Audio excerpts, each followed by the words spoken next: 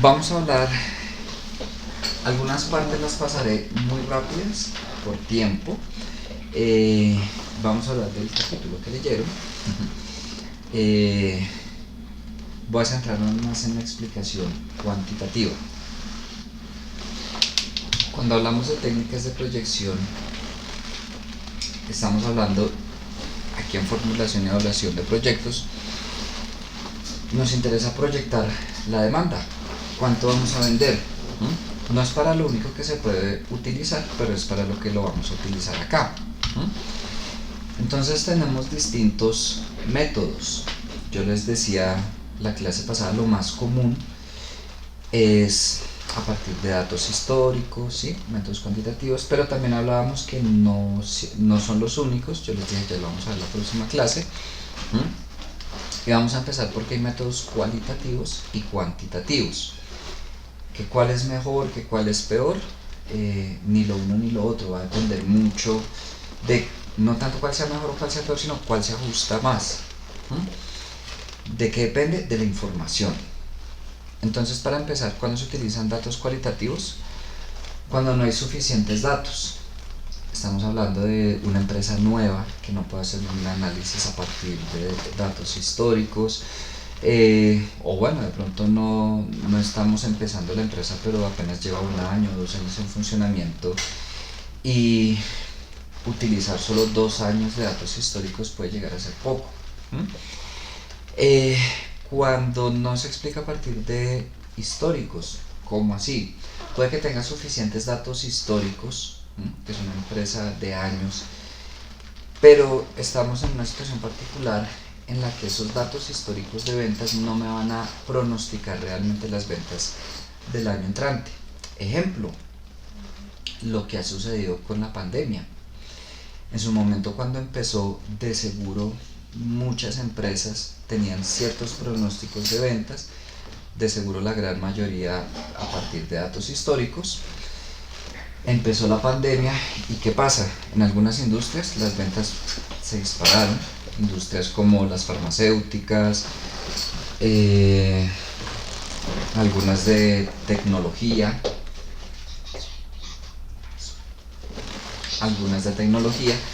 y otras por el contrario sus ventas se fueron para el piso, cines, almacenes de ropa, en fin.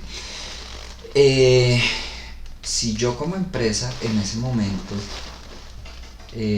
pronostico mis ventas solo partiendo de datos históricos, o no modifico si ya lo había pronosticado, definitivamente esos datos históricos no van a reflejar para nada, ya sea que se aumentaron muchísimo o se bajaron, no va a representar para nada las ventas reales. Y no solo temas de pandemia, pueden haber muchas circunstancias que hacen que esos datos históricos no sirvan para pronosticar guerras, un nuevo producto, mejor dicho, que sacó la empresa puede revolucionar el mercado y las ventas anteriores estaban considerando otros productos, no el nuevo, en fin. Entonces en esos casos se usa mucho métodos cualitativos. Creo que todos ya los vieron en marketing, pero sin embargo los vamos a nombrar. Hay métodos que son de etnográficos, de observación, lo que tiene que ver con comportamiento del consumidor. Hay otros métodos que son opinión de expertos, y quiero dejar claro que tienen que ser realmente expertos. Hay personas que son autoridades pues en ciertas industrias, en ciertos sectores, y esas personas dicen se va a vender tanto, mejor dicho, no hay que hacer ningún cálculo ni nada, sino ya, lo que es esa persona, eso es lo que uno va a asumir que se va a vender. No solo en ventas, aplica en muchos aspectos. El punto es que cuando hay expertos que dicen, no sé, el dólar va a valer tanto, el petróleo, las ventas, la inflación, lo que sea, es fuente de información muy importante. Se encuentran también el método Delphi y el consenso de panel, que son muy similares, pero tienen particularidades. Se reúnen grupos de expertos, no solo para determinar demanda, puede ser para determinar distintos aspectos. Por aquí vamos a hablar de las ventas. Y cada experto da su opinión. ¿Qué pasa en el método Delphi? Esa opinión es anónima. Al final van a decir, no sé, el 50% dice que las ventas van a ser de 2 millones y el otro 50% de 3 millones, por decir algo. Pero no se sabe quién dijo qué. Mientras que en el consenso de panel sí se hace pública mi opinión, mi voto, y como su nombre lo indica, hay un consenso. En el método Delphi, por lo general, pues como es anónimo, hay más libertad, como más tranquilidad al momento de dar la opinión, a diferencia del consenso de panel, ¿no? Está un poco la tensión de se va a saber qué es lo que opino, se supone que estamos entre un grupo de expertos, entonces no estoy ante cualquier persona, pero pues esa es la diferencia entre esos dos. Y están las investigaciones de mercados, que en un principio es cualitativo, pero a la final se espera llevar a resultados cuantitativos. Y ahí entran las encuestas, que no sé si ustedes trabajaron en alguna de las de marketing. Todo el tema del diseño de encuestas, y bueno, ya vamos a profundizar en esa investigación de mercados.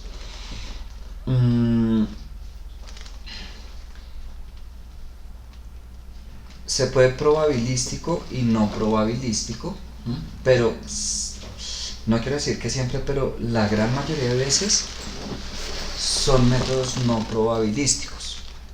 ¿Cuándo es probabilístico? Cuando yo encuesto y todas las personas tienen la misma probabilidad de ser encuestadas. Cuando es no probabilístico, ya vamos a profundizar un poco en esos tres. Cuando yo no salgo a encuestar aleatoriamente, sino hago un pequeño filtro. No sé, me interesan solo hombres, solo mujeres. Regálenme un momento, por favor.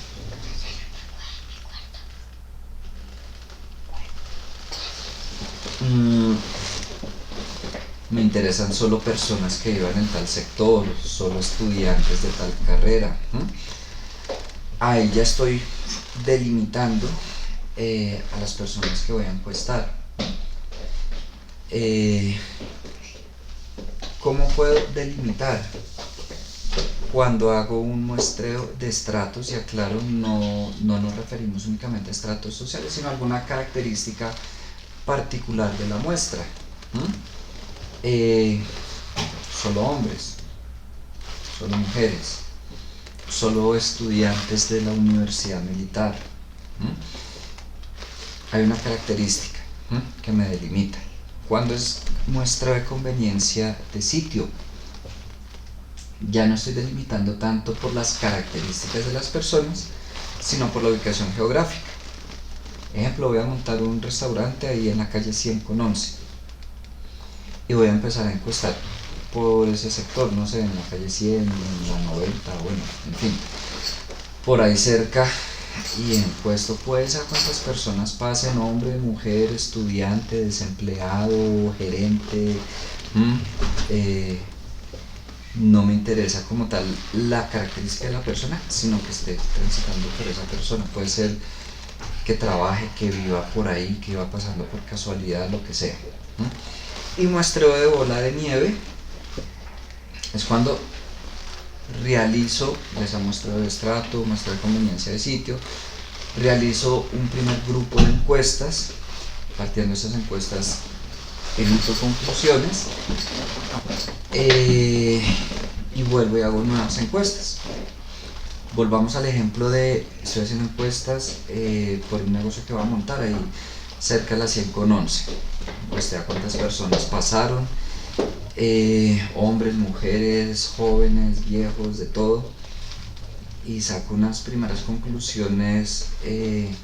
No sé, solo le interesa mi negocio a mujeres. Entonces vuelvo y realizo encuestas, esta vez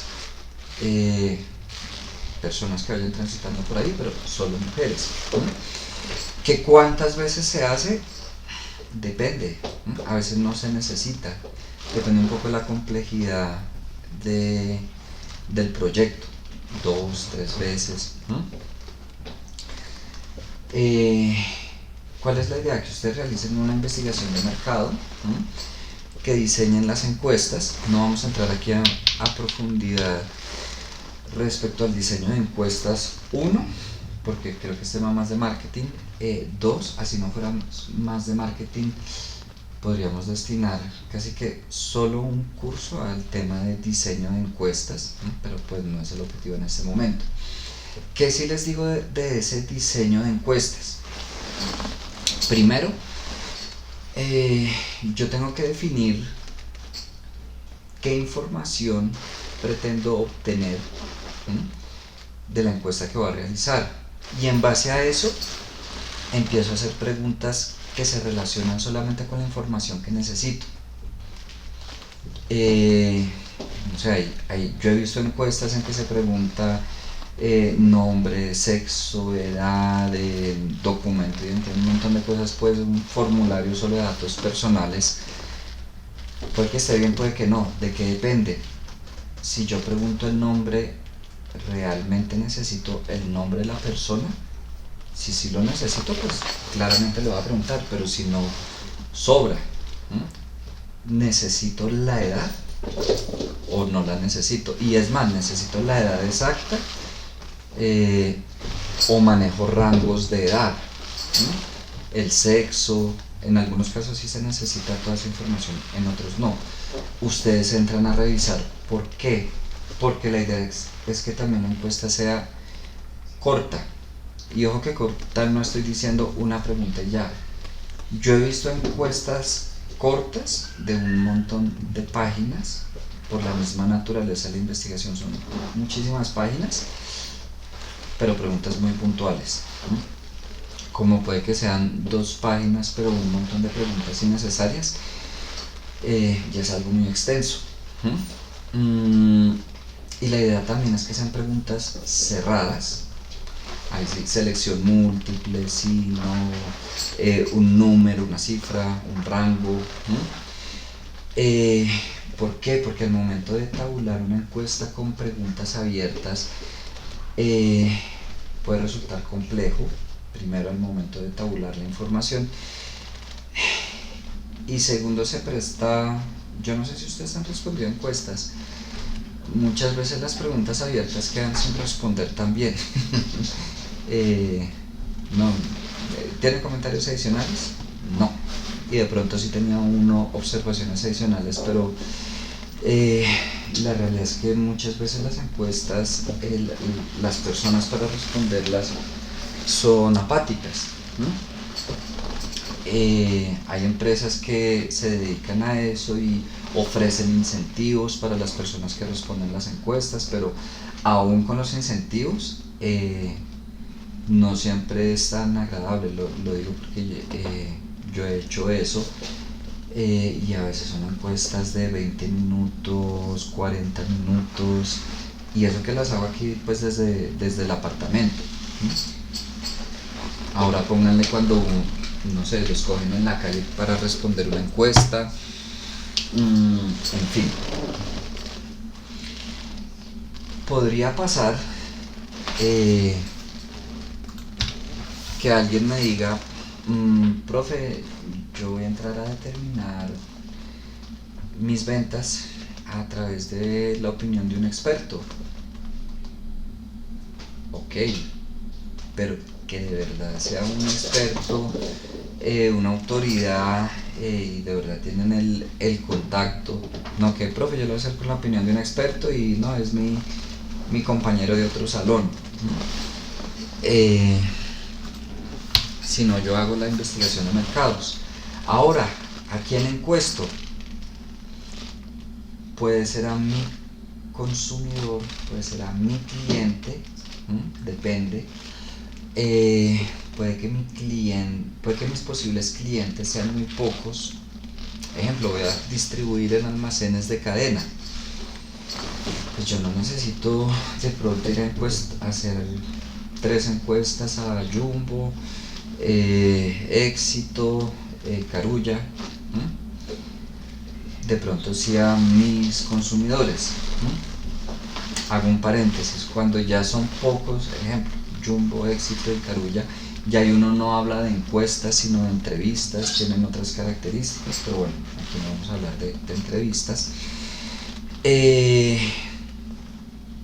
Pero supongamos que no sé, tengo una fábrica de tornillos, mis clientes son ferreterías de barrio, que hay muchísimas. Ahí sí puedo estar pensando en una encuesta dirigida al dueño de la ferretería o a la persona que atiende en la ferretería. Ahí por el contrario, sería muy difícil encuestar a mi consumidor, o sea, ¿a quién defino yo como el consumidor de tornillos, bueno, tuercas, lo que sea? Yo me atrevo a decir que todos en nuestros hogares en algún punto compramos algo en una ferretería. Ahí les voy contando un poco como a los dos, como cuándo encuestaría a mi cliente, cuándo encuestaría a mi consumidor. Por ejemplo, cuando yo estaba trabajando en mi proyecto en esta asignatura, era ropa para bebé con mensajes cristianos. Nuestros canales de distribución eran 4 o 5 iglesias específicas que tenían tienda, y nos fuimos afuera de esas iglesias, antes de que iniciaran las reuniones, que la gente está haciendo la fila, a encuestar a las personas que asistían a esas iglesias. No nos interesaba encuestar o entrevistarla, son dos cosas diferentes, encuesta y entrevista, ¿no? No nos interesaba encuestar o entrevistar las iglesias porque ya teníamos claro quiénes eran nuestros distribuidores y de cierta manera estaban las puertas abiertas a negociaciones, pero sí nos interesaban nuestros consumidores. Fíjense, por ejemplo, en nuestro caso fue una mezcla entre muestreo de estrato y muestreo de conveniencia de sitio. Muestreo de estrato, personas pues que asistían a esas iglesias, y de conveniencia de sitio nos fuimos específicamente ahí. Eso fue un cuento, las personas de seguridad nos corrían, pero bueno, eso es otro tema. Entonces la idea es que vayan pensando quiénes son mis clientes, quiénes son mis consumidores, hacia quién debo dirigir la encuesta, qué información espero obtener.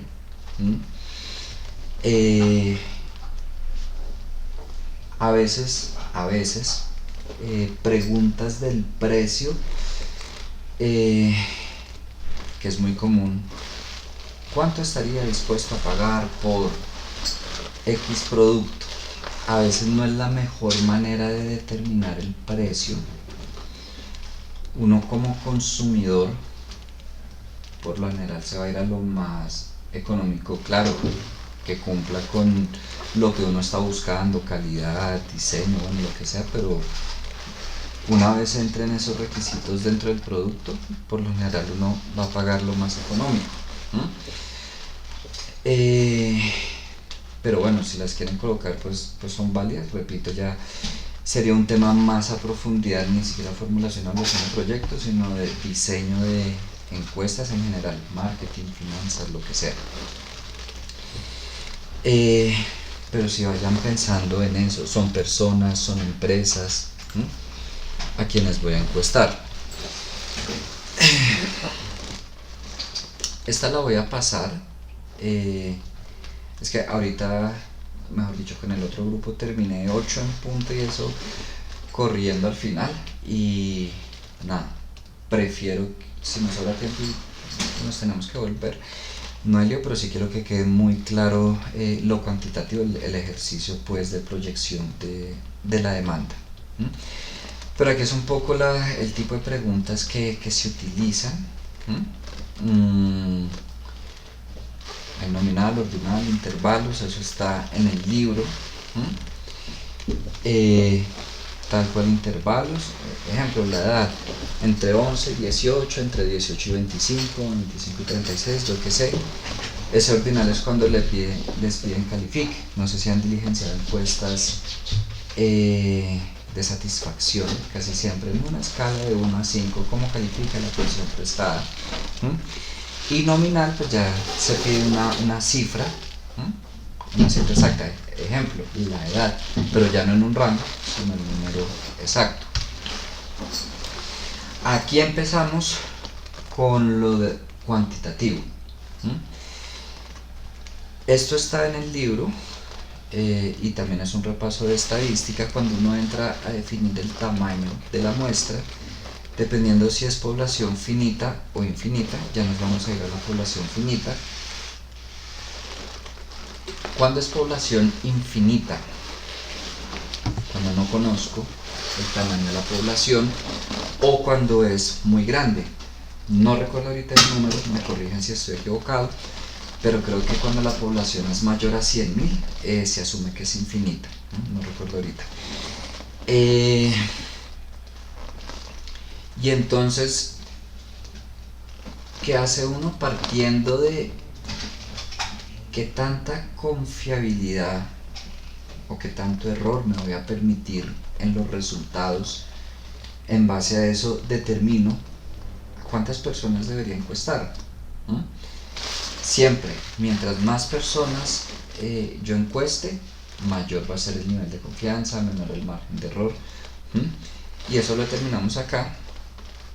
Tenemos ese Z, no sé si recuerdan la tablita de distribución normal, que entonces uno decía mi nivel de confianza es del 90, del 95, del 99, y iba uno a buscar una tablita, entonces AZ es de 1,45, 1,16 y reemplazar una fórmula. Ahí no es más sino buscar en la tabla. Ya les entro a hablar de eso que está en rojo. Abajo tenemos el máximo error permitido.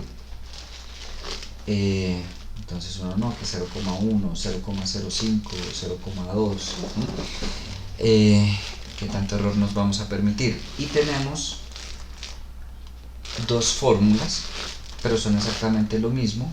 En un lado hablamos de varianza o desviación estándar al cuadrado, y en otro lado hablamos de la probabilidad de éxito y la probabilidad de fracaso. A algunos les sonará por ahí, yo estoy seguro que lo vieron en estadística, pero bueno.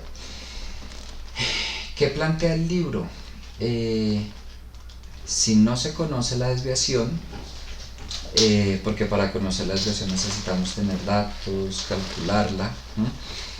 Si no se conoce la desviación estándar, podemos asumir una desviación de 0,5 para llegar finalmente a una varianza de 0,25. Es una cifra como estándar en el cálculo de la muestra. O si no estamos trabajando con desviación sino con probabilidad de éxito y de fracaso, pues igual se dice que si no se conoce se asumen por igual. La sumatoria de probabilidad de éxito y probabilidad de fracaso, si bien recuerdan, tiene que dar 100% o 1. Es decir, si mi probabilidad de éxito es 70%, la de fracaso tiene que ser 30%. Si es 20%, la otra es 80%. Si se dice que ambas son iguales, si se desconoce, pues se asume que cada una vale 0,5. 0,5 por 0,5, estamos llegando a la misma varianza de 0,25. ¿Por qué les digo esto? Si ustedes lo desean, ahí en esa varianza o en ese P por Q pueden asumir que es 0,25. Nos queda pendiente el Z y el error, que va a depender justamente de eso, del nivel de confianza que ustedes determinan para su tamaño de muestra. De pronto algunos ya vieron, ahí en Teams hay una asignación para el próximo lunes, donde hay dos puntos, que es lo que vamos a ver. Un punto que es el que más vale, 70% de técnica de proyección de la demanda, lo que sigue después, y otro que vale el 30%, donde les pido calculen el tamaño de la muestra de su proyecto. Eso significa que van a haber distintos tamaños de muestra. No les estoy yo dando los datos. Ustedes van a entrar a mirar mi población es infinita o es finita, ya miramos qué pasa cuando es finita. Vamos a usar un nivel de confianza de 90%, 95%, nos vamos a permitir un error de 0,2, 0,1, en fin. Quiero que empiecen a, como equipo, revisar esos datos y empezar a calcular ese tamaño de la muestra y lo desarrollen ahí en el taller. ¿Por qué?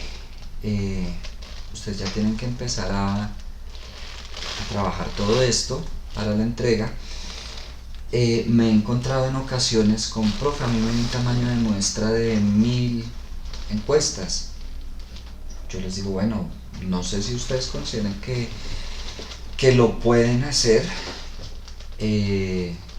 Si no, empiezan a considerar bajar ese tamaño de muestra. ¿Cómo baja uno el tamaño de muestra? O disminuyendo el nivel de confianza o aumentando el error permitido, o las dos, una combinación de las dos. Por eso se los pido ya. No significa que el tamaño de muestra que ustedes me entreguen en este taller, ya, ese fue el tamaño de muestra. Justamente lo que quiero es revisar y discutirlo con ustedes, si bien o no, mucho o no, muy poquito, no tengo que hacer 10 encuestas, tampoco se vayan al extremo. Vayan pensando también, que no se los pido en el taller, pero vayan pensando cómo van a ser esas encuestas, o sea, el diseño de la encuesta como tal, qué preguntas me refiero. El cómo, espero que sea virtual. Hay distintas formas de realizar encuestas que envían el link por Google Forms, por la aplicación que sea, por Microsoft Forms. Hay cualquier cantidad de páginas o aplicaciones para encuestas y entonces envían el link y las personas responden. Perdón, miro el chat, profe, ¿cuánto sería un tamaño de muestra promedio? Esa pregunta es muy subjetiva y voy a decir que depende de, primero, el proyecto, de la población. Ejemplo, supongamos que estoy sacando un producto para específicamente estudiantes de la Universidad Militar de Calle 100, ni siquiera de la Universidad Militar, sino de Universidad Militar de Calle 100. Esa sería mi población. No tengo la cifra ahorita, pero supongamos que son 10.000 estudiantes como tamaño de población. Ahora supongamos que mi población no es estudiantes de la Universidad Militar de Calle 100, sino estudiantes universitarios de Bogotá, de todas las universidades. Podríamos hablar que ya no estamos hablando de una población de 10.000, sino una población infinita, sin entrar a calcular. Y puede que en ambos casos esté tomando el mismo nivel de confianza, el mismo error permitido, y me van a dar tamaños de muestra totalmente diferentes. ¿Por qué? Solo por la población. O igual, supongamos que estamos trabajando población infinita. Y pueden hacer el ejercicio. ¿Cuánto me da mi muestra si trabajo un nivel de confianza del 95 y uno del 90? Solo con eso les va a cambiar muchísimo el tamaño de muestra, o si aumento de 0,1 a 0,2 el error permitido. Ahora, ¿de qué depende eso? Muchas veces, saliéndonos un poco de la asignatura, del tiempo que tengo para realizar las encuestas, del presupuesto, de los recursos disponibles, las personas que tengo a mi disposición para realizar las encuestas. Por eso es que hay empresas que contratan empresas de investigación de mercados para que realicen todo eso, porque pues son las empresas de investigación de mercado.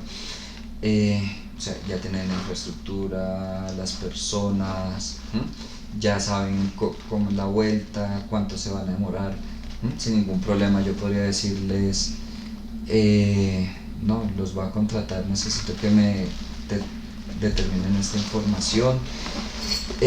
Bueno, tengo que ser muy exacto, por supuesto la empresa de investigación de mercado me va a hacer preguntas y pueden decirme, mire, le cobro tanto, se demora tanto tiempo,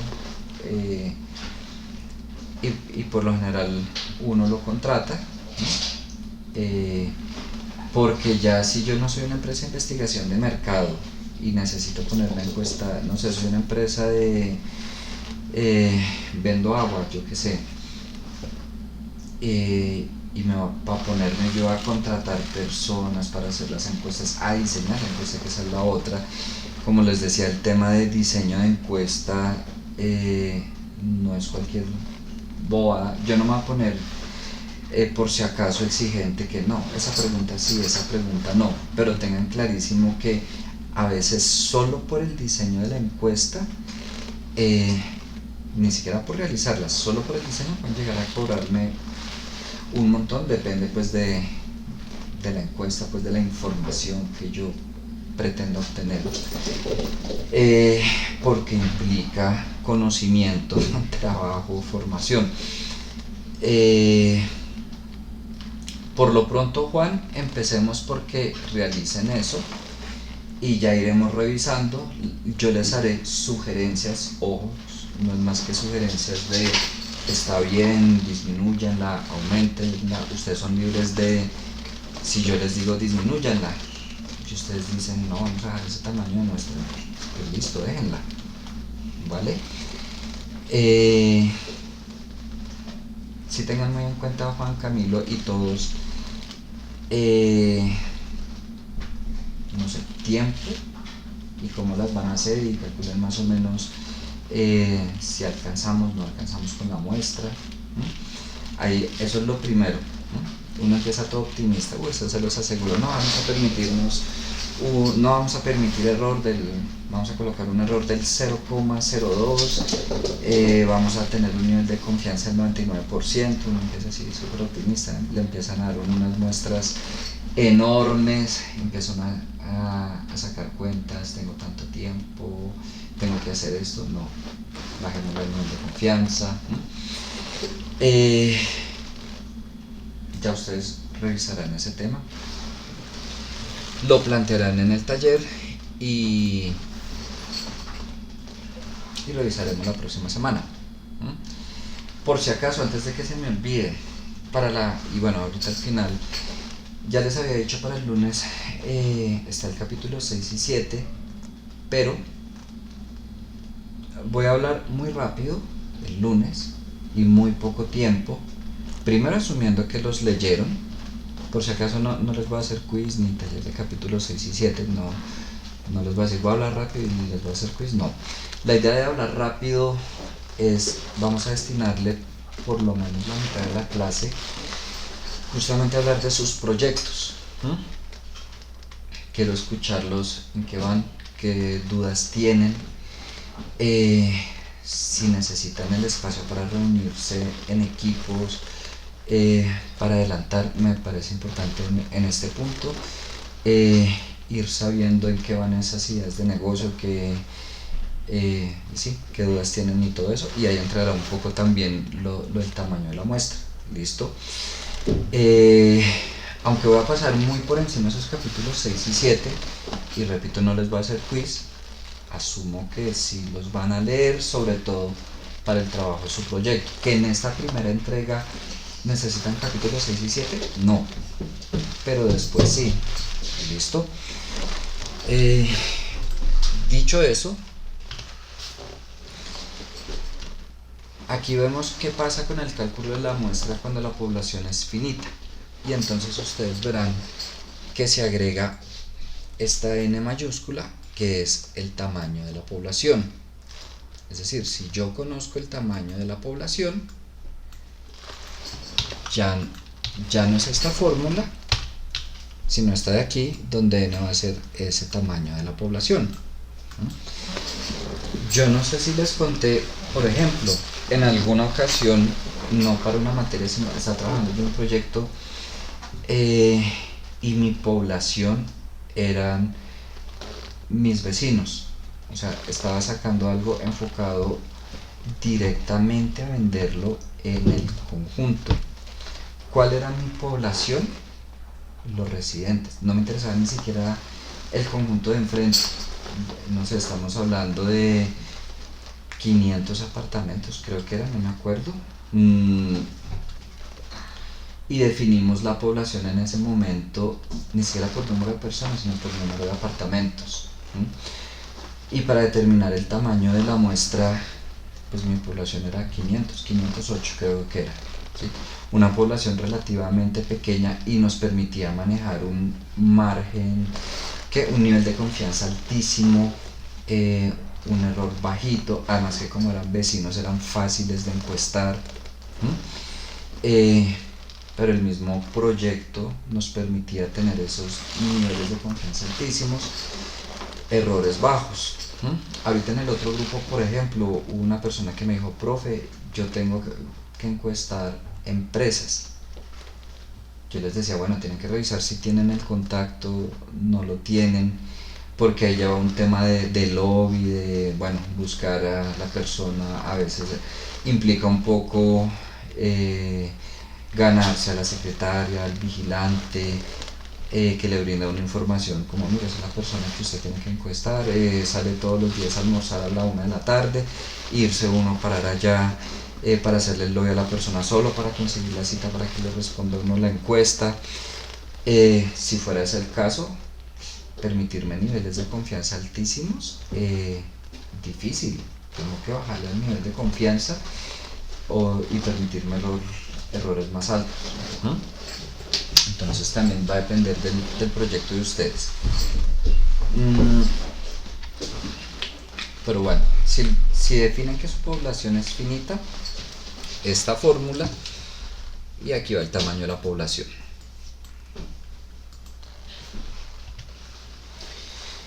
Y vamos a empezar a hablar de las técnicas de proyección cuantitativas que vamos a usar. Entonces, primero asumimos que hay antecedentes cuantitativos, es decir, hay un histórico que nos sirve, ese factores condicionantes estables, es decir, que esos datos históricos que tenemos sí predicen la demanda. Y podemos hablar de modelos de regresión econométricos, de insumo-producto. Aquí nos vamos a centrar en los modelos de regresión. Los hay simples, los hay múltiples. Además de que nos vamos a centrar en modelos de regresión, nos vamos a centrar en modelos simples. ¿En qué se diferencia un simple de un múltiple? Casi que seguro también lo vieron en estadística. Cuando hablamos de un modelo simple, estamos hablando de predecir el comportamiento de una variable a partir de otra, a partir de una variable. Cuando hablamos de modelos de regresión múltiples, estamos hablando de predecir el comportamiento de una variable a partir de varias variables. Aquí nos vamos a centrar en el simple y adicionalmente, entonces tenemos modelo de regresión lineal, logarítmico, cuadrático, exponencial, no sé si recuerdan. Nos vamos a centrar en el lineal. ¿De qué depende que en algún momento se utilice uno u otro? De a cuál se asemeje más el comportamiento de la variable. En un modelo lineal yo asumo que más o menos el comportamiento de mi variable pues siempre va a ser una línea recta, pero podría pasar que no, resulta que el comportamiento de mi variable es más como así, como que al principio tuvo un crecimiento y después un declive, no tanto lineal. Ahí podríamos decir quizás se ajuste más un modelo logarítmico, o es así entonces uno exponencial. Todo eso se determina con algo que se llama coeficiente de determinación. No nos vamos a poner aquí a revisar cuál tendríamos que usar. Vamos a usar siempre el lineal. Sin embargo, pues porque nos implicaría, no sé, como 2 semanas solo en clase de regresión. Ahí en el Drive, yo dentro de la carpeta de lecturas, en la de artículos, les dejé un artículo que entre otras se explica cómo es el modelo lineal, exponencial, cuadrático, bueno. No lo tienen que leer, sencillamente si a alguien le interesa profundizar. No es la única alternativa, ustedes pueden buscar por internet, pero pues es una alternativa. Y tenemos lo que son series de tiempo, que igual es predecir el comportamiento de una variable, pero dependiendo del tiempo. Matemáticamente estamos hablando de que el procedimiento se asemeja entre una regresión lineal y lo que es el cálculo de una serie de tiempo. Y como aquí, ¿qué es lo que vamos a hacer? Predecir el comportamiento de las ventas a partir de su histórico, es decir, a partir de los años. Se puede decir que estamos usando un modelo de regresión simple lineal como una serie de tiempo. Eso es lo que vamos a usar. Ok, este todavía no. Nos vamos a ir a un ejercicio. Yo en el Drive también les dejé un archivo de Excel.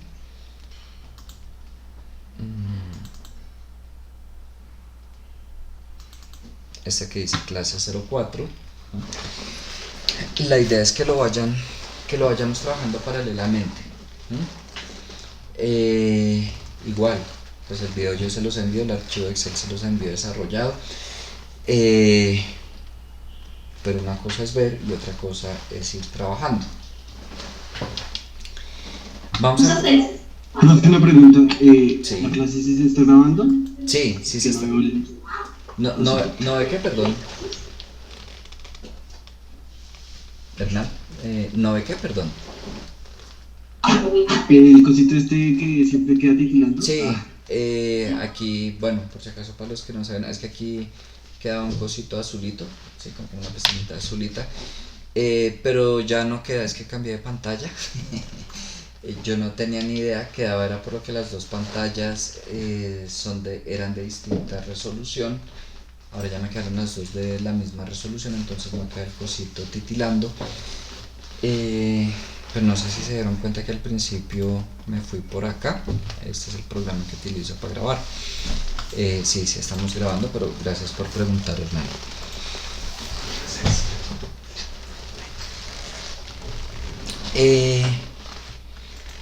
Bueno, ¿recuerdan cuando vieron regresión en estadística o no?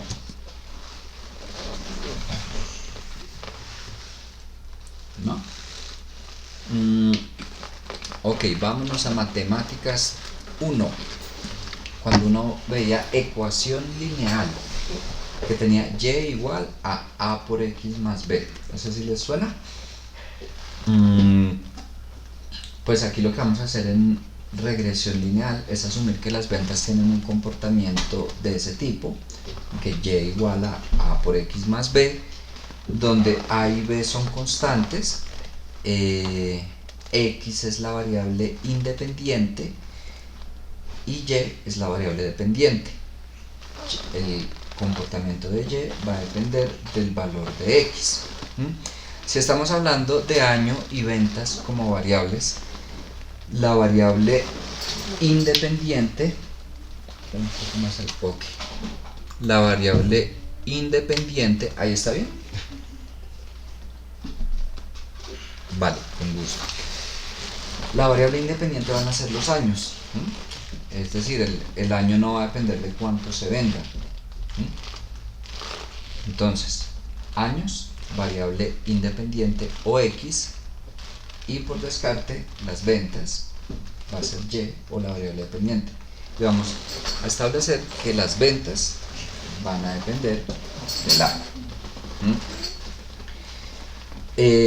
Si lo fuéramos a hacer manualmente, no lo vamos a hacer, pero por si acaso estoy tratando de que recuerden.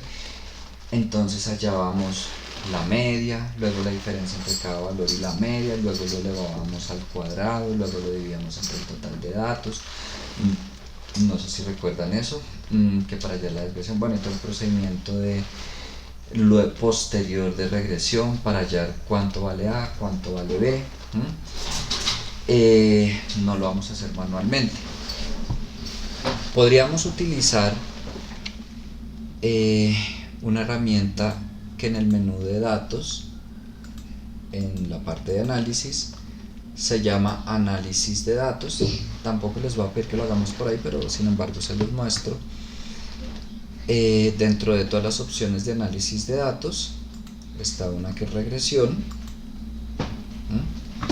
Entonces yo ahí le pregunto rango de Y. Dijimos que Y son las ventas, lo seleccioné incluso con el título, que X son los años, le digo que tengo rótulos, es decir que la primer fila son los títulos, no son datos, que un nivel de confianza del 95%, le voy a pedir, no sé, que me coloque los resultados por acá abajo. Esto es si yo quiero pedirle más información, por lo pronto no se la voy a pedir y le doy a aceptar. De pronto ese sí les suena más, ese informe. ¿Por qué no les pido que lo hagamos por ahí? Porque hay información que no vamos a utilizar. Ojo, no estoy diciendo que no es importante. Claro, si fuéramos a hablar más de temas estadísticos, lo de los grados de libertad, del F, los coeficientes de correlación, de determinación, todo eso por supuesto es información valiosa, pero como no nos interesa lo vamos a hacer de otra manera. Sin embargo, si lo hiciéramos por ahí, de toda esta información, esto que tenemos aquí es A y B, ya, uno es A y el otro es B, es decir que utilizaríamos estos dos datos. Bueno, yo les muestro las dos formas y si ustedes quisieran hacerlo así, adelante. Vamos a usar una fórmula de Excel. Esperen, desagrando. Que se llama estimación lineal. Me pregunta conocido Y, mis ventas, en esta ocasión sin el título, solo los datos. Luego me pregunta conocido X, los años, pero los años que ya tienen ventas. Luego me pregunta si se establece B igual a 0 o B se calcula normalmente, se va a calcular normalmente. Es decir, siempre en una fórmula de Excel, falso 0, verdadero 1, entonces le coloco verdadero. Y luego me pregunta, ¿devolver estadísticas de regresión adicionales o no devolver estadísticas de regresión adicionales? Como no las necesito, falso.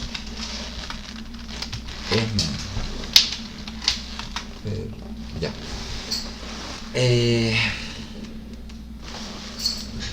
Y aquí tengo ese A y B que había calculado por acá, exactamente lo mismo. Pues sería ponerle decimales, pero tengo exactamente lo mismo. Quiero que lo hagan. ¿Alguien iba a decir algo? ¿No? Bueno, quiero que lo hagan, me cuenten si les da sin problema o si solo les da el 63. ¿Listo? Regálenme 2 minutos y regreso con ustedes.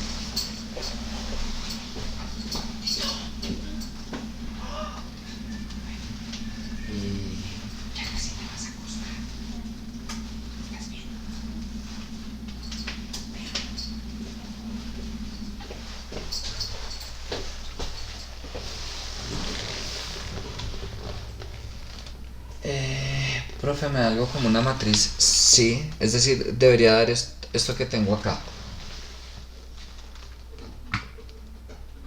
Profe, ¿qué me puede poner la fórmula? Claro que sí, ya la pongo. ¿Sí te veo así, Laura? De 5 por 2, ok. Aquí al final le colocaste 0 o le colocaste 1, casi que seguro es por eso.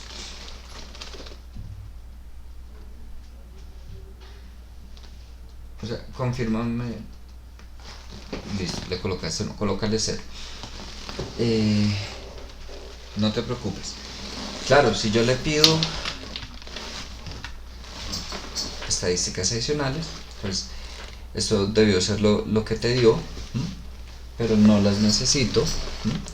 Tiene que ver pues con esto que hay acá. ¿M?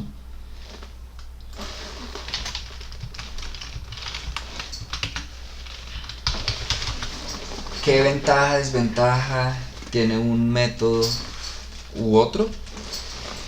Aquí por supuesto tengo mucha más información. Fíjense que aquí, aún pidiéndole estadísticas adicionales, es muy limitado. Entonces va a depender del tipo de información que yo requiera, del tipo de análisis que estoy haciendo, si voy a utilizar este informe. Y ojo, que aún este informe no le pedí los informes ni los gráficos adicionales. Esto por lo general se usa más en análisis estadístico. Aquí, como solo me interesa saber cuáles A y cuáles B, pues me puedo ir por ahí, no me hace falta el resto, ¿no? Pero pues ya saben, no sé, si están en algo de verdad muy estadístico, quizás sea mejor este informe, ¿no? Ahora, ¿qué pasa si yo le cambio cualquier dato? No se va a colocarle aquí 5000. Noten que esto cambia automáticamente por lo que está formulado, pero esto de aquí no, porque este informe no está formulado. Tomó los datos en su momento, pero ya generó el informe. Yo lo podría incluso borrar estos datos que tengo acá y el informe no se va a modificar. Entonces, ¿qué pasa? Si yo tengo datos susceptibles de modificarse, debo tener muy presente que cada que yo modifique un dato, debo volver a pedirle este informe de regresión, mientras que en la fórmula no. ¿Listo? ¿Todas van ahí? ¿O alguien tiene preguntas? ¿Alguien no le dio? Sí. A mí solo me arroja el 62,59. Listo. Pensé que no le iban a preguntar. ¿Qué pasa? Yo estoy usando Office 365, versiones anteriores, como en el caso de Brian, hay que hacerlo de otra manera. Ojo con lo que voy a hacer. Cuando yo tengo una versión anterior, como en este caso, primero, yo no puedo escribir la fórmula en una celda y ya, sino antes de escribir la fórmula, debo seleccionar el área donde quiero las respuestas. En este caso seleccioné 2 celdas, por lo que le voy a pedir solo esos 2 resultados. Empiezo a escribir la fórmula común y corriente, teniendo esas celdas seleccionadas. Conocido Y, conocido X, dijimos 1, 0.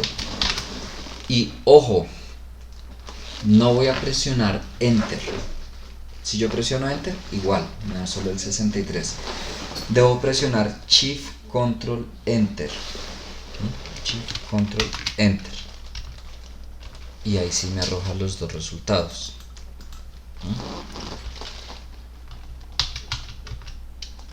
¿Qué pasa? Versiones anteriores a Office 365, esta no es la única, hay muchas más fórmulas matriciales, es decir, que la respuesta es una matriz.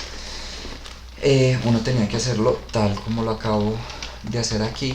Primero irse a seleccionar el área, es decir, uno tenía que tener muy presente de cuánto por cuánto era esa matriz resultado, seleccionar el área, bueno, Shift Control Enter. Notarán que aquí, por ejemplo, en la parte superior, bueno, tal vez no alcancen a ver, tal vez sí, no puedo ampliarlo, me aparecen unos corchetes al inicio y al final que no se los coloqué yo. Si yo le doy F2 no aparecen, ¿no? Por eso no se los muestro acá, pero aquí arriba aparecen unos corchetes que no se los puse yo, indicando que esa celda hace parte de una matriz. Perdón. Mientras que aquí arriba, que es la versión de Office 365, Es un poco más amigable para trabajar matrices. Yo solo me paro en una celda, ustedes vieron, coloco la fórmula, enter, y él solito me arroja la matriz y me la enmarca en un recuadro cuál es la matriz respuesta. No me pone los corchetes ahí arriba, sino me enmarca ahí cuál es la matriz del resultado. Es por eso, Brian, por la versión de Excel. Listo. Repito, si ustedes quisieran instalar el 365 con la cuenta de la universidad, lo pueden hacer sin ningún problema. Ya es decisión de cada quien, ¿no? Ahora sí le dio, Brian. Sí, correcto, profe, ahora sí me dio con esa explicación. Pero entonces es decir, profe, que sin ningún problema, como pues, la primera clase cuando nos explicaba cómo registrar en Office 365, desde esa misma parte puedo descargar este Excel para no tener mayor como inconveniente, ¿sí? Sí, regáleme un momento, porfa. Sí, está todo inflado, todo extraño, ¿no? Nunca lo había. Y venció hace poquito, hace 2 días, pero ya si lo dejamos abrir se explota. Está todo raro.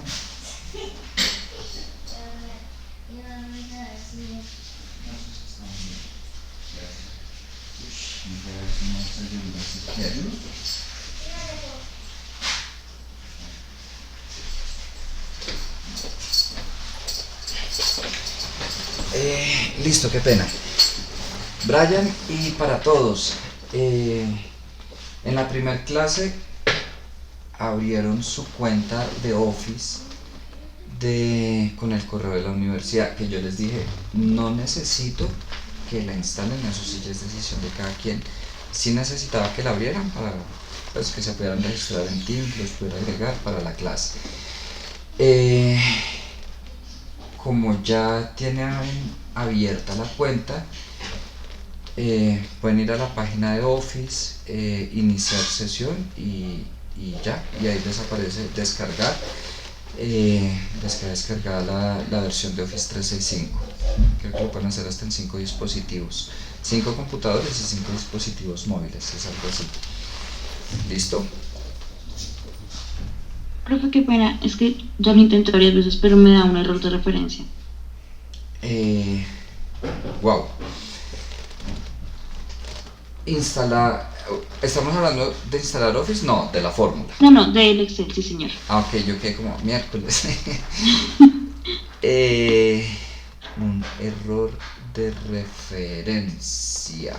Debe ser por las... Pregunta. ¿Seleccionaste el año hasta 2020 o hasta 2025? Ok, sí, estaba hasta el 2020, pero ya lo corrí. Gracias. O sea, es hasta 2020, ¿sí? ¿Lo tenías hasta 2025 tal vez? Sí, señor, lo tenía hasta 2025, ya lo corrí. Gracias. Listo, con gusto. ¿Qué pasa si seleccioné solo 12 ítems de ventas y 17 de año? Palabras más, palabras menos, ya ese error de referencia que te salía, queda como, hey, me está colocando menos datos de Y que de X, como que hago. ¿Alguien más o ya todos bien? Bueno, entonces, como yo aquí ya tengo A y B, lo único que me queda es reemplazar en la fórmula. Y dijimos que Y, las ventas, van a ser igual a A, que siempre va a ser el mismo A, lo fijo, por X, que dijimos que X es el año, ese sí no lo fijo porque lo voy a arrastrar, más B, y B siempre va a ser el mismo, lo fijo, y arrastro, de ahí para abajo. Y listo, hice la regresión. Ahí lo dejo por si acaso.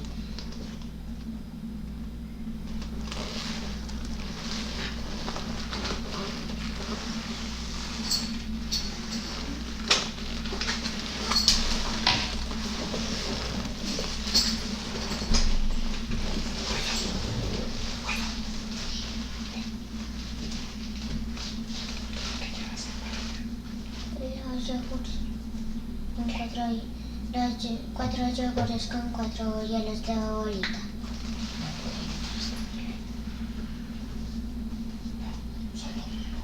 Solo 3. Sí.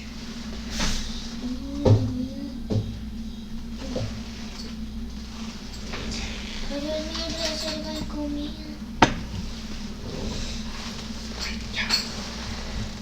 Listo, todas van ahí. Sí, profe. Sí, profe. Listo. Esa es la parte de regresión. Entonces, ¿qué puede pasar? Si tengo ventas históricas de una empresa, aplico la regresión para pronosticar las ventas de años siguientes.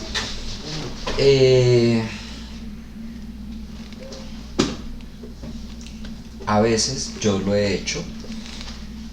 No tengo el histórico de las ventas de la empresa, pero sí tengo histórico de ventas del sector.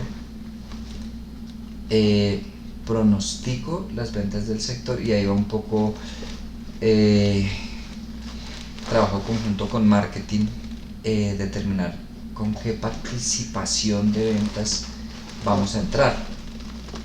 No, con el plan de marketing que tenemos estimamos que vamos a entrar con una participación del 5%, del 10%, del 20% y la vamos a mantener o va a ir aumentando o disminuyendo. Y bueno, no voy a pronosticar directamente con una regresión las ventas de la empresa, pero sí las del sector y asumo una participación y ya multiplicando esa participación por las ventas del sector puedo determinar las ventas de la empresa. Como les dije, la regresión pues se usan muchísimas cosas, no solo para determinar las ventas de la empresa, pero aquí la vamos a usar para eso. Si Brian. No, pues qué pena, es que se me fue un momentico la red, me deja ver la fórmula nuevamente, profe. ¿Esa de ahí? Sí, sí, señor. Listo.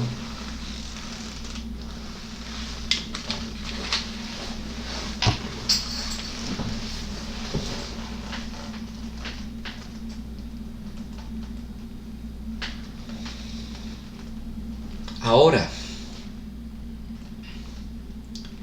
si yo asumo que las ventas durante todo el año son constantes, pues habrá un mes que venda un poquito más o un poquito menos, pero en general constantes, pues yo pronostico las ventas para el año y ya. Pero pasa muchas veces cuando se habla de estacionalidad de las ventas, que no en todos los periodos es igual, un poco lo que hablábamos de, no sé, las empresas de artículos de Navidad, que yo qué sé, noviembre y diciembre las ventas disparadas y enero y febrero para el piso, textos escolares, bueno, en fin, cualquier cantidad de empresas manejan estacionalidad en sus ventas, artículos de Halloween, disfraces. Hay una empresa que me parece muy interesante, paréntesis, y es la de cachivaches, disfraces de Halloween, o sea que literal cierran, desocupan el resto del año y abren en unos meses específicos. No sé si se han dado cuenta, o sea, no estamos hablando solo de una empresa que sus ventas bajan en determinados meses, sino asumen ventas de cero para meses específicos. Pero bueno, en esos casos, cuando hablamos de estacionalidad de ventas, entra a jugar esto que tenemos por acá del método de los promedios móviles. Igual está en el libro, a mi parecer con un ejemplo muy bien explicado, pero sin embargo vamos a hacer aquí el Excel con el ejercicio que sigue. Y ojo, para los que ya vieron el taller, es muy a lo que vamos a hacer en este momento, el punto del taller. Antes de seguir con les recuerdo, si no han enviado el taller de elasticidad, 10 de la noche se cierra y ya después no reciben más entregas la aplicación y no voy a revisar los que están en el correo, ¿vale? Para que suban a la aplicación si hay alguien que hace falta. Entonces, igual aquí tenemos los datos de ventas de 5 años, 16, 17, 18, de 4 años, perdón. Pero no tenemos las ventas totales del año, sino lo tenemos discriminado por periodos, en este caso por trimestres. Y notarán que efectivamente, no sé, hay un trimestre 200, 550, vuelve y baja, sube, en fin, es muy variable el comportamiento. No es uniforme que todos los meses vamos a vender 200 y un poquito, no, es muy variable. Se habla de que hay estacionalidad en las ventas. Y se usa el método de promedios móviles. Ojo que es muy sencillo, o sea, las fórmulas matemáticamente es muy sencillo, división, suma, no tiene mayor complejidad la fórmula, pero sí es de atención, pues de cuidado, porque son una tras de otra. ¿Qué es lo primero que dice el procedimiento de promedios móviles? Pues vamos a promediar las ventas de todo el año. En este caso, si tenemos trimestres, pues vamos a tomar 4 periodos, 4 trimestres, los del año, y vamos a ir calculando un nuevo promedio quitando el dato anterior y sumándole el dato nuevo. Es decir, voy a calcular aquí un promedio de los trimestres 1, 2, 3, 4, después de los trimestres 2, 3, 4, 1, quité el 200 y agregué el 660, después de los trimestres 3, 4, 1, 2 y así sucesivamente hasta llegar aquí al final. ¿Listo? Si estuviéramos hablando de meses, entonces sacaríamos el promedio de 12 periodos. Si estuviéramos hablando de semestres, pues el promedio de 2 periodos y así sucesivamente. ¿Y dónde vamos a colocar ese resultado? En la mitad en el periodo de la mitad de los que estamos calculando. Tendría que caer entre 2 y 3. Como no tenemos ese periodo de ahí, pues lo vamos a colocar en el de 3. Suponiendo que tuviéramos 5 periodos, ¿dónde colocaríamos el resultado? En el periodo de la mitad. ¿Listo? Pero no, tenemos un número par, entonces entre estos dos, en este. Esta fórmula que está aquí no es más que el promedio de estos 4.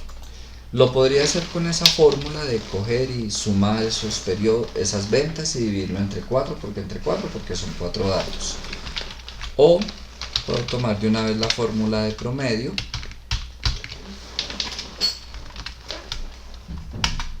de Excel y es exactamente lo mismo. No fijo nada porque lo voy a ver, no me arrastro, me hizo quedar mal. Ya, porque lo voy a arrastrar.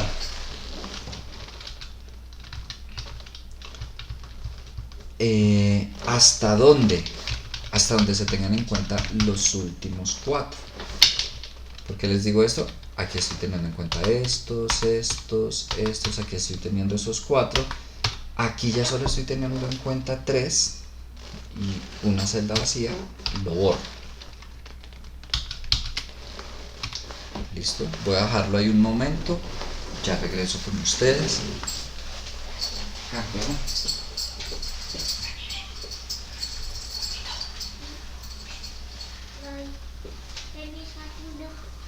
Permiso.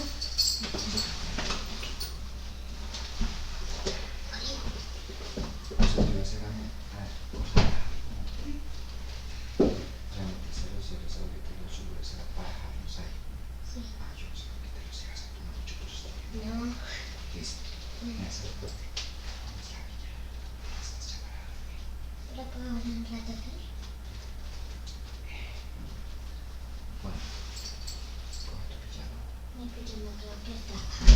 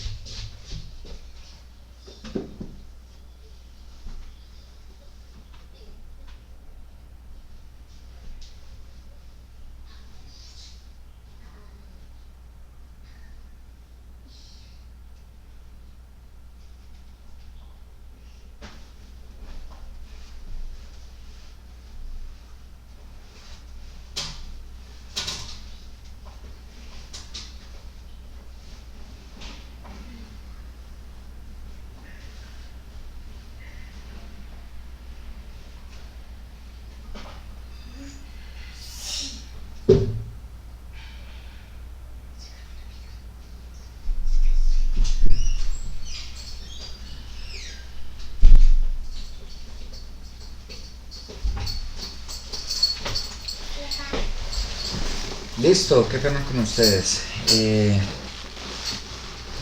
¿Ya todas van ahí?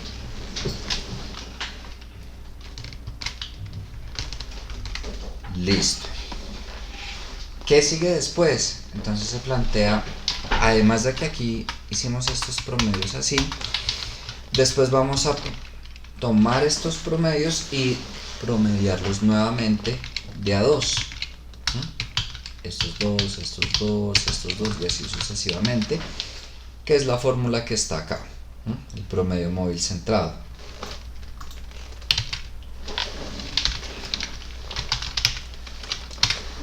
Es decir, el promedio de estos dos, y lo arrastro una vez más hasta donde se tomen los últimos dos. Aquí estoy tomando esos dos, aquí estoy tomando los últimos dos y aquí solo estoy tomando uno, entonces lo borro y ahí tengo el promedio móvil centrado.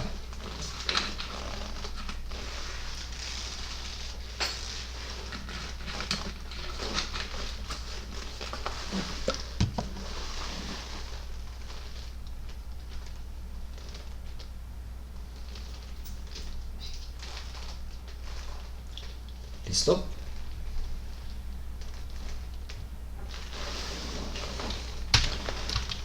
¿Qué sigue? Luego nos vamos con esta fórmula que es el índice de estacionalidad específico, que no es más que tomar las ventas de ese periodo que corresponden dividido el promedio móvil centrado.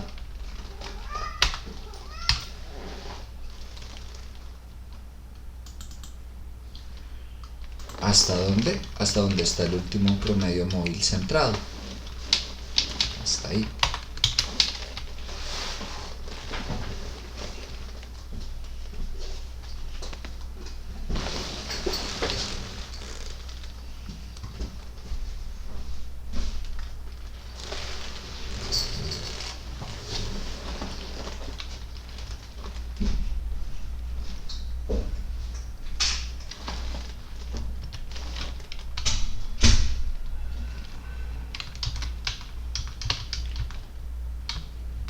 ¿Hasta ahí van?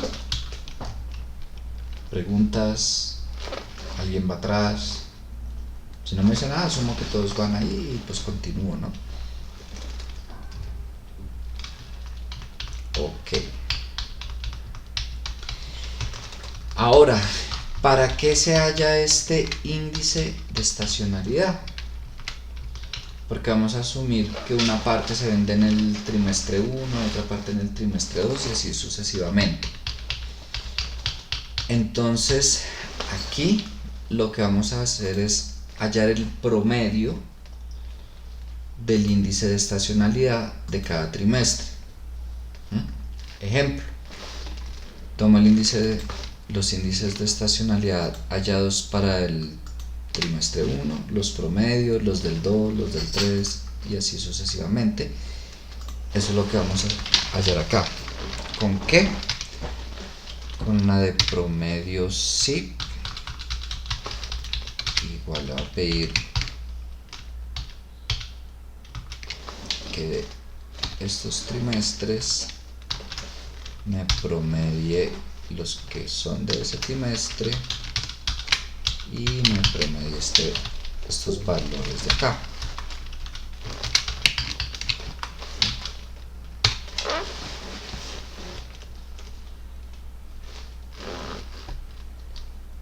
Un momento por si acaso.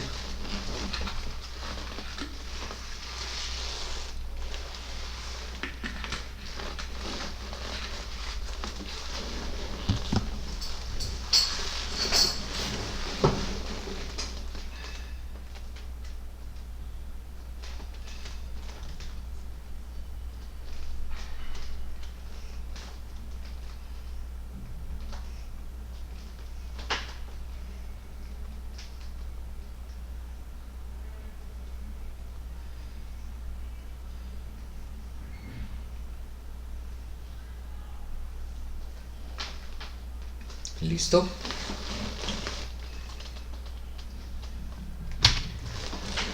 Ok, como estamos hablando de 4 periodos, si yo sumo esto, la sumatoria me debería dar 4. Si tuviera 6 periodos, pues me tendría que dar 6, así sucesivamente. ¿Ibas a decir algo, Sonia? Iba a preguntar, la última fila, la de F, es lo de IE, ¿sí? Sí, señora. Mira, Ah, listo. Listo, vale, gracias. vale, con gusto. Y Juan Camilo tenía levantada la mano. Qué pena, pero es que no me da todavía. No le da qué, perdón. No me da la de I. Esta, aquí donde estoy parado no le da. No, profe, la de abajo. Esta de acá. Esa. Ajá. ¿Le da error o qué le sale? Esa es valor. Desde la primera. Ujú. Sí, profe. Bueno, pregunta. Verificó que esté seleccionando solo los trimestres, estos que tienen IE al frente, o sea, no seleccioné todos los trimestres, sino solo los que tienen IE al frente. ¿Sí está así? Sí, profe, está así. Sí, sí está así. Wow, pues ahí sí le pediría que me comparta pantalla, me queda más. Espero que nunca. Me queda más fácil. Ya me dio. Sí, profe, ya me dio. Qué pena. Ya, tranquilo. Y al arrastrarlo también. Sí, profe, ya está mucho bien. Vale, bueno, sigamos acá. Entonces, como yo... Profe, ¿será que puedes poner la fórmula otra vez, por favor? Esta. Esa. Un momentico, Greg.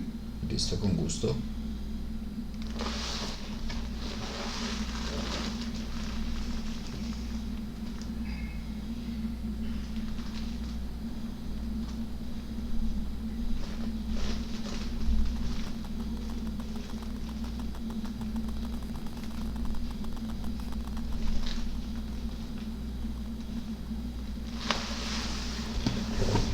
Un segundo.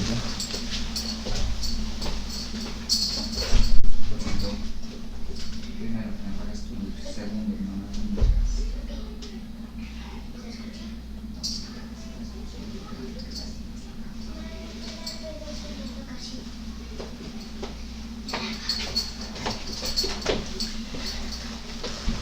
Listo, profe, gracias.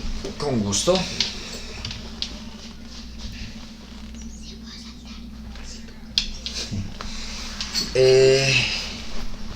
Entonces, al yo sumar estos, me debería dar 4. ¿Por qué? Porque son 4 periodos. Como no me da 4, es normal que no dé la cifra exacta. Lo que vamos a hacer es sumarle a cada uno para que al hacer la sumatoria me dé 4. Y le vamos a sumar proporcionalmente al peso que tienen con el total. Es decir, yo voy a dividir el índice de cada periodo sobre el total. ¿Para qué? Ahí estoy convirtiéndolo a porcentaje. ¿Cuál sería el porcentaje? Y lo multiplico por 4. Si fueran 6 periodos, pues lo multiplico por 6, 12 por 12. Y ahí lo que estoy haciendo es justamente eso, aumentándole a cada uno proporcionalmente a su peso. Y si yo lo fuera a sumar, ahí sí ya me da 4.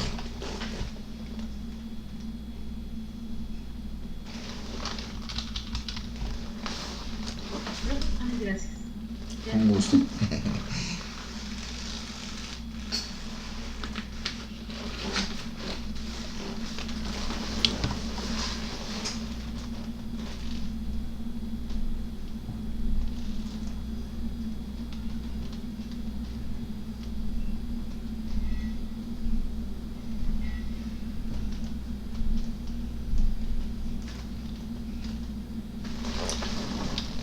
Bueno, se supone no, este índice, yo voy a multiplicar el índice de cada trimestre por lo que supuestamente yo vendería si todos los trimestres se vendiera lo mismo. ¿Eso qué quiere decir? Que tengo que calcular las ventas totales del año, primero, del 2020. Supongamos que me dio 4.000. Lo divido entre 4, es decir, me da 1.000. Esos 1.000 que significan que si las ventas totales del año se vendieran por igual, yo vendería 1.000 cada trimestre. Y luego ese 1.000 lo multiplicamos por cada uno de estos índices para tener las ventas reales en cada trimestre. ¿Cómo vamos a hallar las ventas del 2020? Haciendo una regresión, lo que acabamos de hacer acá. Pero para eso pues necesito totalizar mis ventas del 2016, 17, 18, 19 acá, y luego hago una regresión con estos datos. Aquí yo lo tengo pues es por trimestres. Entonces una vez más vamos a ver cuánto vendimos en 2016, 17, 18 y 19.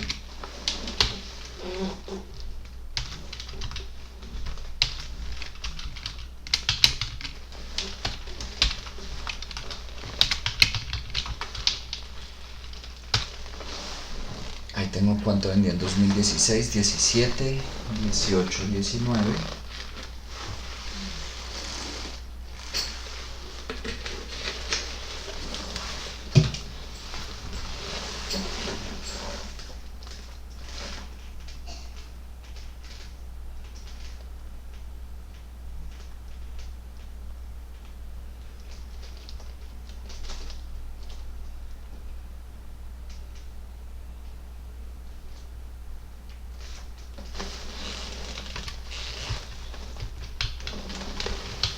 Entonces voy a hallar A y B.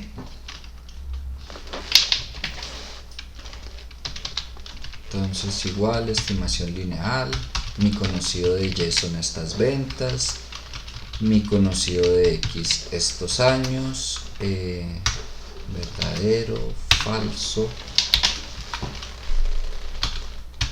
Ya tengo A, tengo B, mis ventas del 2020 entonces van a ser iguales a por X más B, 4.355.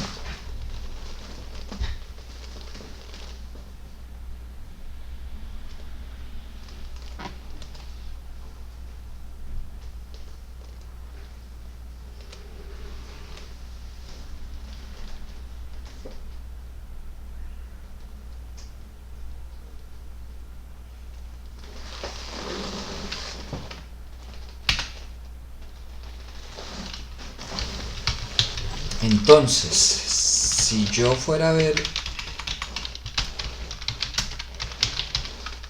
cuánto se vendería en cada trimestre, si las ventas fueran homogéneas todo el año, pues divido ese total entre 4. Ok, se venderían 1.089 en el trimestre 1, en el 2, en el 3, en el 4.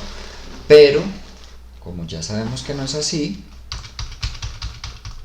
vamos a calcular y vamos a decir que este índice lo vamos a multiplicar por esas ventas trimestrales.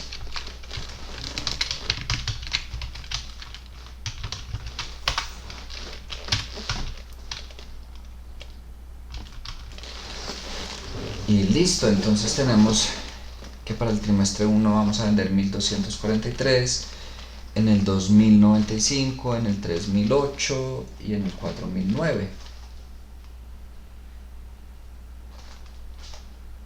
Para un total de 4. ¿Cómo? ¿Puedes poner por favor un segundito la fórmula de las ventas del 2016 de esos años? Claro, Gracias. de nada. Entonces listo, tenemos esas ventas trimestre a trimestre para un total de ventas anuales de 4.355, creo que era. Si ustedes revisan el taller, eso es lo que les estoy preguntando. Lo mismo que acabamos de hacer en el taller, pues con otros datos. Profe, qué pena, me colgué un poquitico, me deja ver la última columna de ventas 2020. ¿Está de acá? Sí, Brasil. sí, señor. La fórmula. Sí, señor. Dana, ¿ya terminaste ahí o todavía estás ahí? Ya, profe, gracias. Vale, con gusto. Gracias, profe. Con gusto.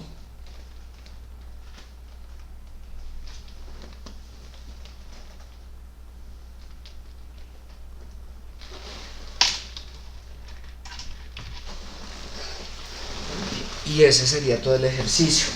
Respecto al proyecto de ustedes mientras terminan, pues ahí sí les pido que sean muy honestos con ustedes mismos, ni siquiera conmigo, repito, ya depende si es algo real o no. Al momento de terminar, si hay estacionalidad o no en las ventas. Para que ustedes digan, no, profe, va a ser muy homogéneo, no vamos a tener en cuenta estacionalidad, solo vamos a hacer la regresión. Y es posible, ¿no? Pero si realmente ustedes definen, no, nuestro negocio tiene estacionalidad en las ventas, es decir, hay meses picos tanto arriba como abajo, vamos a revisar el tema de promedios móviles. ¿Listo?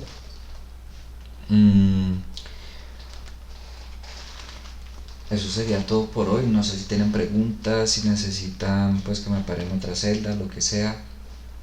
Profe, sí. ¿De dónde salió? ¿Cómo sale el resultado de ventas trimestre? De dividir las ventas del 2020 entre el número de periodos. En este caso, como son trimestres, pues lo dividí entre 4. Ah, listo, profe, gracias. Con gusto.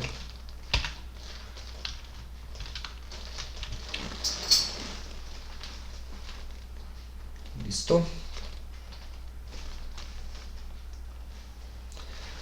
Y bueno, entonces, pues nada, ya para cerrar, ya saben, ve que se me hizo. Acá. En la próxima clase voy a hablar muy rápidamente capítulos 6 y 7. Ya les dije, no porque no haya nada para hablar, antes 2 capítulos daría para hablar completica las 2 horas. El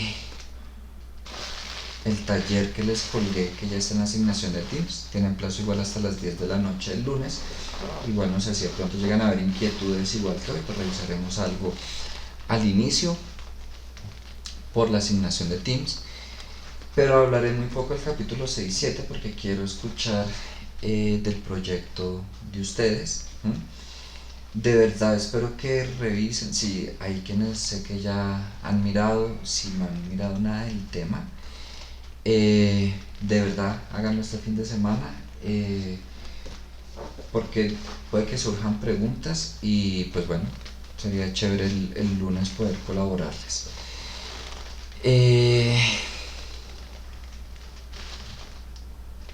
Muchas gracias. ¿Nos preguntas o ya terminamos pues?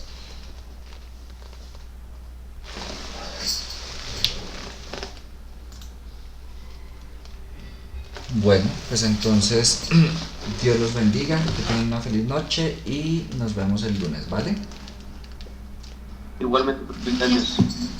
Vale, Luego, profe, gracias. chao, que estén bien, Gracias, profe, que esté bien. un gusto. Gracias.